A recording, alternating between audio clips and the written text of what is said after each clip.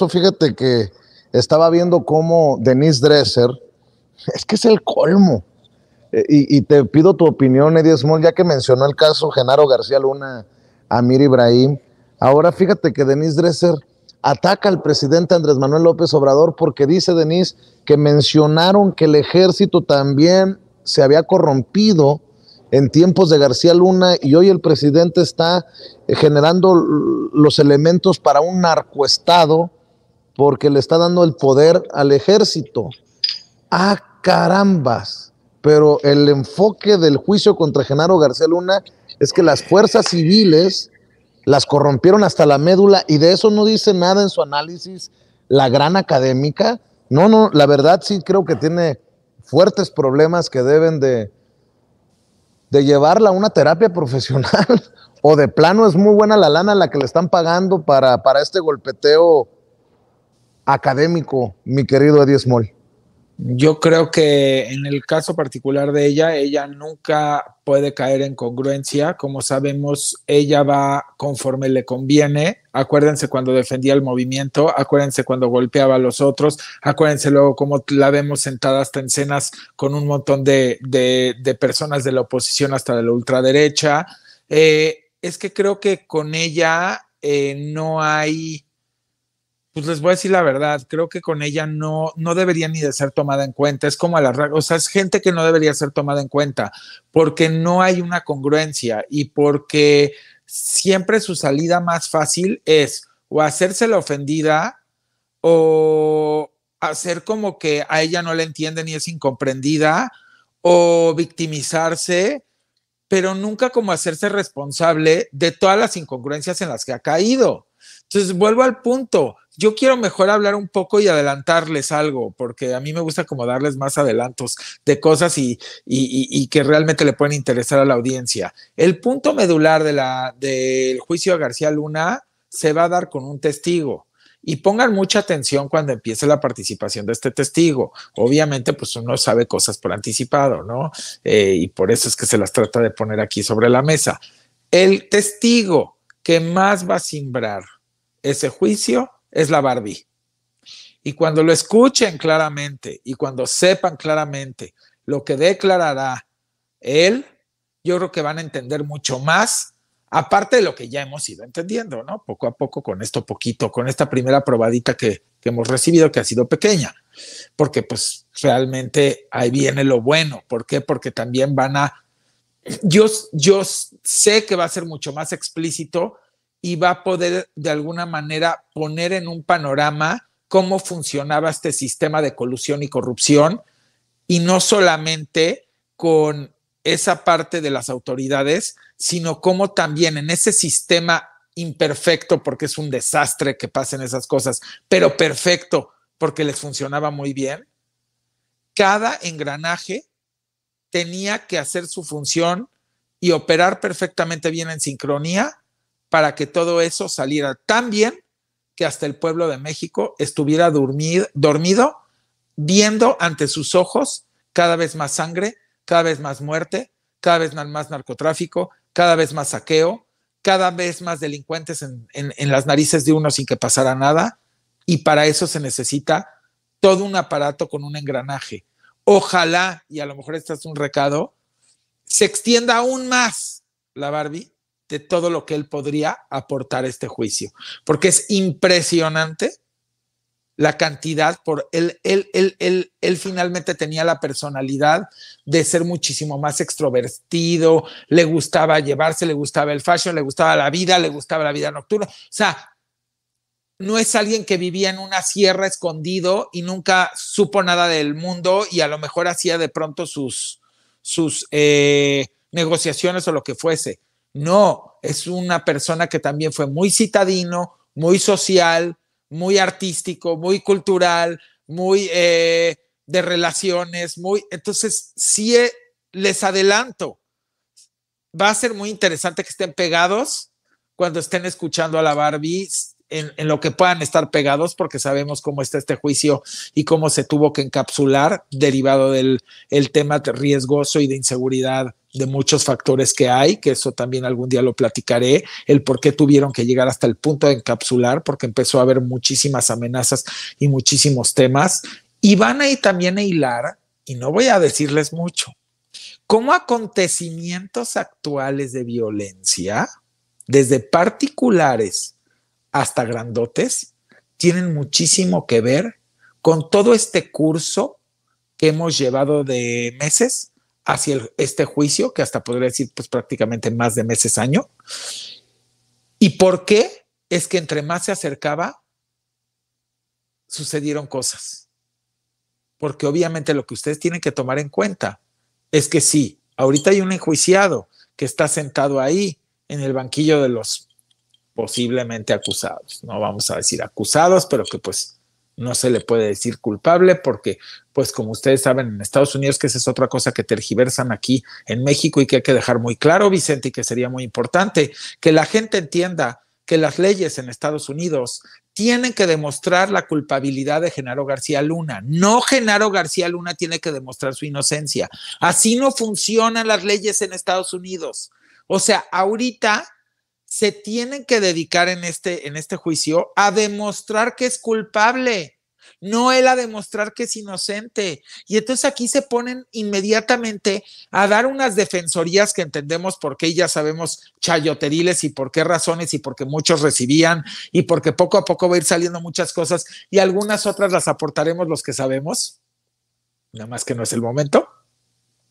Por eso yo dije, hace meses, Vicente, tú tienes copia de esos tweets. Ponía yo entre líneas, esto no es un juicio solamente de Genaro. Ahí va tal y tal y tal y tales sectores de la sociedad y de tales sectores de la sociedad y de tales tal y de tales tal. Esto no es obra y ósmosis de la casualidad. Esto es una operación perfecta que se ha venido dando por décadas y se agravó mucho más en el sexenio de Calderón junto con este policía, pero viene desde Fox con este policía. Y podríamos decir que la carrera de este policía viene desde Salinas. Estudien a qué se dedicaba en su puesto chiquito en ese momento Genaro García Luna en el sexenio de Salinas, para los que les gusta estudiar y no solamente irse con lo que dicen los titulares. Y cómo llega hasta el sexenio de Peña, pero en el sexenio de Peña se vuelve el patrón ya exterior, externo, y se enriquece de una manera bestial porque seguía controlando la seguridad, nada más que ya no trabajando dentro del gobierno. Ahora como proveedor y al mismo tiempo como estratega y al mismo tiempo con todo el expertise que tenía de todo lo que había generado malamente en esos sexenios y en ese tiempo y todo lo que fue aprendiendo desde su primer puesto, que es interesante que estudien cuál fue su primer puesto. Hablo del sexenio de Salinas, para que entiendan cómo este cuate fue creciendo su ambición, fue creciendo su expertise en toda la parte de inteligencia, pero a la mala, de espionaje, de buscar la forma de simulación, de los montajes, de generar un esquema de crimen organizado donde parecía que ellos estaban defendiendo cuando ellos eran los que estaban provocando.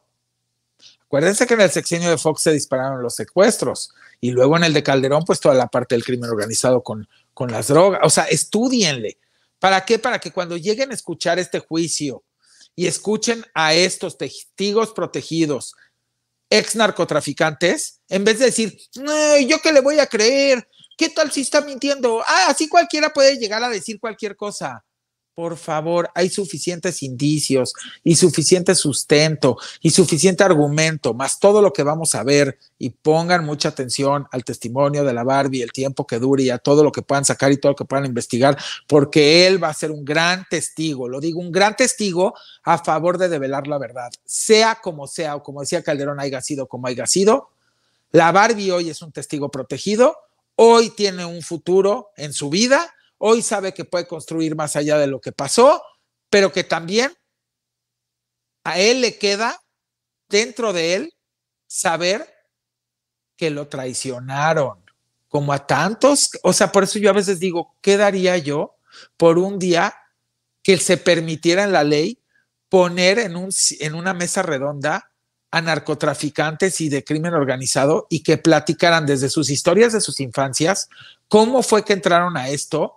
¿Cómo fue que desde que el policía le dijo, dame no sé cuánto para que no te meta porque estás fumando algo, cómo después los cubrieron para que empezaran con el narcomenudeo, luego cómo fueron escalando en las organizaciones y luego cómo terminaron de alguna manera pactando con las más altas autoridades de distintos ámbitos y rubros y al mismo tiempo con todo un esquema privado y de otro tipo que les ayudaba a mover el dinero y todo lo demás. Pero ellos les van a decir algo clave.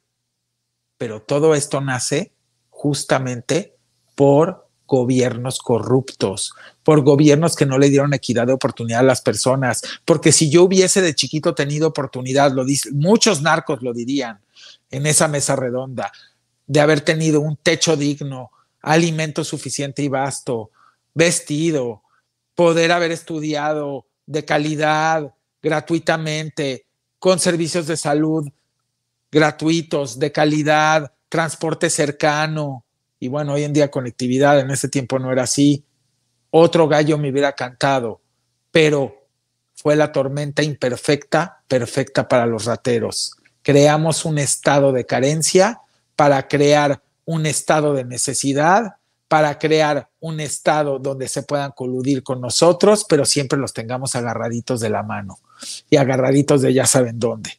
Hasta el día en que las autoridades empezaron a traicionar a estas personas. Y estas personas saben que ninguna autoridad se puede confiar, con las cuales se han asociado y se asociaron porque ellos siempre los van a traicionar en el momento que necesiten traicionarlos. Entonces, tienen que entender una cosa. Esta gente, a final de cuentas, no estoy justificando porque jamás justificaré una cosa así, pero sí es producto completamente de toda una podredumbre y de todo un plan macabro para generar este caos en el que vivimos. Y no viene de 10 años atrás, ni de 20, ni de 30, viene de muchas décadas atrás. No se les olvide el superpolicía llamado Durazo en el sexenio de López Portillo, lo que no hizo. No viene esta historia de García Luna. Estudien la historia de Durazo en el sexenio de López Portillo y van a darse cuenta cómo cuando le das demasiado poder a los que manejan el orden de forma civil, es un riesgo gravísimo. Y cuando es falta de supervisión y cuando encima hay colusión de otro tipo de autoridades, hasta más arriba que en ese orden, suceden cosas. Hoy no le vengan a echar la culpa a los militares que están buscando cómo ayudarnos, ¿sí, señores? Si México tuvo que llegar a la necesidad actual de poner a la Guardia Nacional colaborando en este tipo de mecanismos, es porque la Guardia Civil nos falló, porque la Guardia Civil municipal se coludió con todos. No se les olvide, una de las grandes colusiones, y lo podrían declarar los narcotraficantes, son los gobiernos municipales y estatales también. Y la policía municipal, no se les olvide que ahora en muchos lados el narcotráfico inclusive tiene sometidas esas autoridades, pues sí, porque de tanto que los traicionaron, un día dijeron, si no tomamos el control, estos cuates nos las van a seguir haciendo. Y ahí, perdón que diga una grosería, pero aplicaron la de a cabrón, cabrón y medio, ya que no somos socios leales, malamente socios, pues a cabrón, cabrón y medio, y la ley del más fuerte. Y ahorita la ley del más fuerte son todos estos testigos protegidos. Y si ustedes me dijeran, pero a ver, Eddie, ¿por qué la ley del más fuerte? Pues porque la ley del más fuerte es que el más fuerte Estados Unidos en temas de legalidad y en temas de buscar justicia, aunque le falta mucho por recorrer porque también hay colusión, y no hay que decirlo, hay gente que también ya está coludida y ha estado por muchas décadas en esas distintas corporaciones, pero al menos es un país en el cual no está tan fácil que vengan y sobornen al juez Kogan. No, no se va a dejar.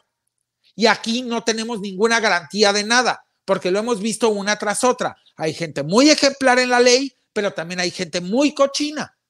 Entonces, ¿qué pasa? Llega el más fuerte, te pide la extradición o agarra a algunos dentro de su territorio, los mete en su trinchera y luego agarra a narcotraficantes y les dice, te compro una vida nueva, te hago testigo protegido, tienes una oportunidad de rehacer tu vida, ya viste que por este camino no, ya estás jodido conmigo, ahora suelta la sopa porque necesitamos ayudar a el mundo y a ambos países a sacar toda la verdad para que esto deje de suceder. Y se les hace más fácil venir a echarle la culpa a los militares. No, señores, Genaro García Luna no era militar, era civil. Las policías municipales de todas esas décadas que hemos visto y estatales han sido civiles, no militares. Entonces, cuando ya no te jala el aparato civil, no te queda de otra más que buscar cómo reforzarlo con los militares, porque aparte están formados de otra manera, tienen otra ética, tienen un código de ética, tienen otra forma de misión y visión. Y sí, el escenario ideal sería conseguir una guardia civil en muchos años que pudiera ser de élite, de ejemplo, con esquemas de inteligencia, con código de ética, con misión y visión, con enfoque hacia la prevención, con enfoque hacia la atención, con enfoque hacia la contención al mismo tiempo, reconstruyendo al mismo tiempo desde un gobierno el tejido social, con temas culturales, con temas deportivos, con temas educativos. Es que es mucho.